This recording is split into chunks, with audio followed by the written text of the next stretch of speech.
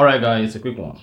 Here, I'll detail how to enable automatic ear detection AirPods. So if you have an AirPod and you want your AirPod to detect automatically each time you plug the AirPod to your ear, then you need to do this. So if at the end of this you found this offer informative, please don't forget to like and then subscribe. Now the first thing to do is go ahead and grab your iPhone. On your iPhone, go ahead and open the settings app. Then click on the name of your AirPod.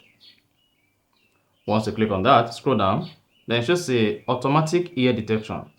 Turn this on. This will automatically transfer the audio route from connected devices to the AirPod when they are placed in your ears. So once this is enabled, then you can now go ahead, drop your iPhone. Now to confirm automatic ear detection on your AirPod, all you simply need to do is remove the AirPod from the AirPod case, then place it into your ear, then you're going to hear a chime. Now, when next you play an audio on your AirPod, this is going to automatically transfer the audio to your AirPod, and that's it. So, if you find this offer informative, please don't forget to like and then subscribe.